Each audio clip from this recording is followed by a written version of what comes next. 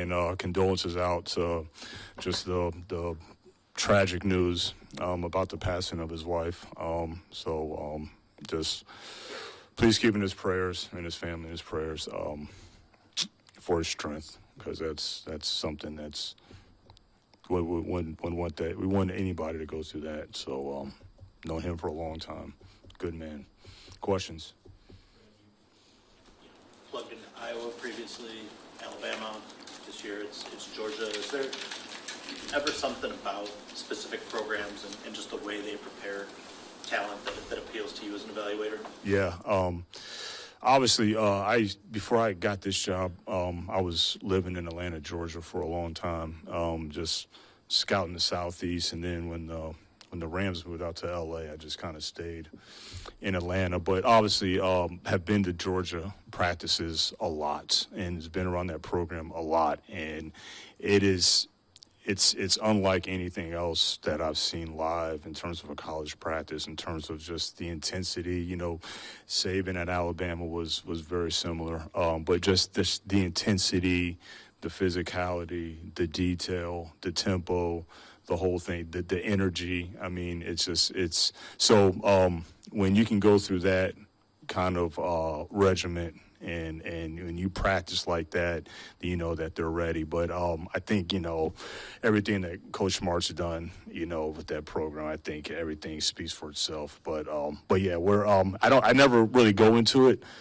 thinking, you know, we're going to get, you know, these Iowa guys or these Georgia guys or these Alabama guys. But it just happened to fall that way. Just kind of when we kind of got towards the later part of the draft, we've always had a liking for Dan Jackson, you know, in just terms of being a heady safety, and, you know, he's gotten his hands on the football, and a lot of it is above the neck, but he actually, he's faster than what a lot of people think. He's been at the Senior Bowl, so he put together a nice little year. And then Dominic Lovett, obviously, he's another one that's kind of been a fan. I've been a fan of his for a long time. We all have. And one thing about him is that, yes, he has speed. He can do a lot of stuff from the slot, but he's a really good special teams player. So we're fired up to get him. Just happened to fall with the Georgia win, but feel good about it. I guess thinking specifically about Jackson, but him too, a little bit too in this. How much you value that in some of those late round picks, and when you're projecting a role for a guy, I guess. Yeah, it's very important. It's very important. I think I may have made the joke in the past that in the later rounds, you know, Fipp could probably come in and just run the draft just because it's so. But, you know, look, when the guy earns a role on teams and, you know, he's good enough to be part of the depth, man, he's got a good opportunity to go to the game. And there might be another player at his same position that might be, let's take wide receiver. You know, if there's another player that's just maybe a little bit better route runner or maybe have a little bit better hands, but if it doesn't have the attitude or the skill set to contribute on special teams, you're talking about battling for a fifth spot. No, we're going with the guy that contributes on special teams. That's why it's critically important. First, not to really doubt any of your picks based off your draft history through the years. For an average fan who might question and look back at some of these picks and not understand some of them, what would you like to tell the fans, though, just about overall what you guys were looking to accomplish this year and what you think you were able to do with these picks? You know, look, probably the best. I understand that, like, fans and people on the outside of this building, they naturally have reactions, and they'll have comments, thoughts about the decisions that we make. And I think the tough part about it is that the people on the outside, they have very limited information about the decisions that we make. And we have all the information which goes into that decision. Also, not just the information that's available, but also the work that we have to put into it. The people, let's say the fans or the media or anybody, I don't think that someone's watching hours and hours and hours and hours of film. Wouldn't expect them to. Probably have a job. That takes a lot of time. It takes a lot of time, a lot of strain. That's the hard part. But, you know, you only have the information that's available to you. So when you're only seeing a mock draft, Well, the mock draft, that person has limited information available to them. That person hasn't watched all the film. You know what I mean? So, and I don't expect them to. So that's the part where it's like you're gonna have questions, you're gonna have thoughts, but if you have, I've always thought, will there ever be an evolution where right now, if you see something about a player, and you have a position, stats, PFF, stuff like that, you might even have highlights. Or you might have seen them on television, which is almost a cardinal sin in scouting. You don't television scout because it's not the same thing. So a lot of people you see on television, you watch the film, it doesn't look anything close to it. So, but those are all the things that I don't expect anybody else that is not in our shoes to do it. But all that stuff that we do, all that information we have, all that work that we do goes into the decision. And so someone that doesn't do that work or has that information available to them, they don't know that. So they're going to comment and have an opinion on that decision. So you just got to have confidence in what you do. So probably a long-winded answer, but I think that's really the understanding of it. You finally got your edge rusher. So what about Ahmed? Jumped off the page during your extensive film work to make him a selection. Yeah, no, he incredible story, by the way. But look, again, that's not why we acquired him. We acquired him because he plays with his hair on fire, and as let's call it developmental as he is, he plays hard. We talk about just, I think I said the other night, what do you have to do at that position? You got to set edges and win rushes. And when I say win rushes, it's not just getting a sack. You can win a rush just by just harassment and power and collapsing the pocket and just sheer effort. So we just like the upside of him. We like his football character, his work ethic, his passion. He was so fired up on the phone to get here. Those are the type of stuff you want to hear. But yeah, we just fit. He's been one of those guys that sometimes like they start off as like one of the favorites, and then sometimes they might drift off because you see so much and you do so much film. But he's a guy that just kept staying on the steady climb and ascension the more and more and more we watched of him. So fired up about him. When we talked to him, he told us he was ready to die on the field. It sounds like he said the same thing to Dan when he talked to him on the phone. I guess just how unique of a personality he has, and I know that's not necessarily why you drafted him. Yeah. How much confidence does that give you that he's going to reach his full potential? He's going to do everything he can. He's going to try to make sure that he's going to maximize every single thing that he's got in his body. He's going to be very, very coachable. The kid would probably sleep in his facility if he could. That's just kind of what his makeup is. But and he just brings a lot of energy. You saw it at the combine. It was just he's a nonstop kid. So his motor reflects what his personality is, and as you guys know, it's going to fit right in here. When did you first notice that intensity from him and that sort of his backstory too? Yeah, probably when I first turned on the film. You get a list of all the guys that have, some received an invite to an all-star game if you hadn't caught the film during the season. And so we should make sure that we get covered. And that's when I first started watching his tape. And then that's when I was just like, look, he's got some things to learn and he's got a ways to go. But you can make up a lot of things if you're playing with effort and toughness and physicality. And he's a good athlete, too. So we're excited about him. I don't know. You guys been on my ass pretty hard on it, so it was just a little bit. I was like, 6th round, is that, I don't know if that suffices. Do you find it tantalizing at all that he hadn't been playing football that long? Yeah, absolutely. Like, that makes it even more similar like how when we took Gio, last year, it's just those guys, or we take Vaki that, hadn't been playing running back that long. Like, those kind of things, it's once you see enough of it, and if they have the right makeup and football character and passion and work ethic and being coachable, they have a big upside. So it's going to be cool to see how far he grows. Tate's versatility last night. Obviously, Miles a little bit easier to see because he's done a lot more of it on the field.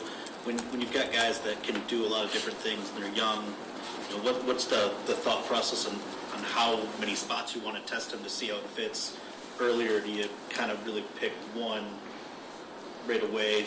Yeah, it depends on the player. There are certain players, especially offensive linemen, that come in and say, look, let's just keep him at one spot. You know, that was kind of the tempting thing with Gio when he first got here. He was like, man, we want to put him at guard and put him at tackle. You know, the original plan was tackle, but he did some things at guard, and you kind of go back and forth. But, you know, it was almost like maybe it's best to just kind of leave him in one spot. And there's a lot of kids that come out in the draft that are the same way. But the ones that are smart, and especially the ones that have shown it on film as well, those are the ones that you feel really good about, because Hank is great, is that he's going to cross-train them at everything. And, you know, if they've never done one position before, he's going to throw them out there because he's an elite-level coach, so he's going to cross-train those guys. But, yeah, that versatility, that can kind of I can do a lot of things for you from a roster standpoint, especially if they're on the active and you're trying to construct a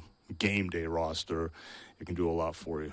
Those guys talked about center. You know, Tate said he did some in fall, and Frazier said he'd be happy to do it if asked. Do you envision, you know, giving either one of those guys a good look this offseason at center just to see if they can do it? Yeah, absolutely. Again,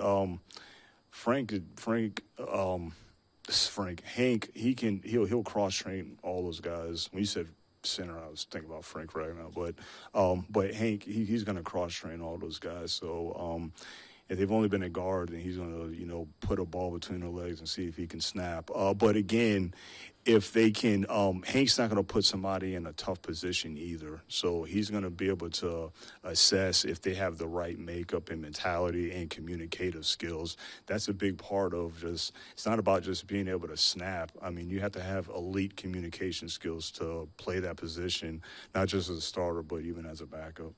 Just one other thing on guards. I don't know that anybody should. Maybe people read something into, you know, Graham Glasgow, but you know, it's such a young group now that those guards, how valuable can he be to help that along, whatever his role may be? Oh, yeah, I think he's going to be very valuable. And again, he's talking about another one that's got legit proven position versatility as well. So just with his experience, having legit stripes on the wall, you know, glad that we still have him. And I think he can help a lot of those young guys. But because there's a little bit of a youth injection that we're trying to, that I think that it was necessary, that hopefully we kind of started that journey, because, you know, everybody can't play forever, you know, and I think everybody knows that. But that was something that we intended, that we wanted to get done. You just never know if it can happen. Just like and I'm not saying this just because you guys are on my ass about it, but some things just have to line up right. You can go into and say, man, we want to really beef up, get better O-line, D-line. Man, if it doesn't line up right, then you just can't do it. Just the same thing I told you guys about corner position, the outside corner position, the first 3 years. Why don't you guys draft an outside corner? Why don't you have that? Well, we're not ignoring an outside corner. It just hadn't lined up where we have conviction about the player and we're in a position to actually get one.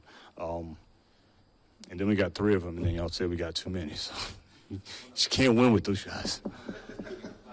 Housekeeping thing on the roster currently. With Aiden, we all know you want to do a deal. Sure. How much does that hinge on, you know, Micah Parsons or some of those other people getting deals done first? Like, are there some other dominoes that have to fall before? Yeah, no, that's a fair question, but unfortunately, we just don't have any control over that. You know, if he gets his deal done, he gets his deal done. But you know, we have our internal communication and process and plan in place. You know, you just unfortunately can't control those other things. I know that, you know, you try to get in front of some things or that, but, you know, you obviously don't have control over it. Yeah. What's that? On their side, waiting for something to get done. On Aiden's side of things. If he's waiting, yeah, I mean, I can't, I'm not going to speak on that. Up here at this podium, I try to keep all the contractual things, you know, in-house and internal. So I just don't think that's fair to the player or the agent.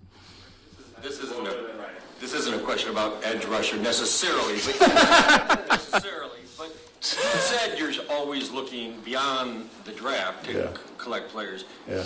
Whether it's edge or anything else, do you think there will be trade possibilities opening up for you guys in the next month or 2 or 3?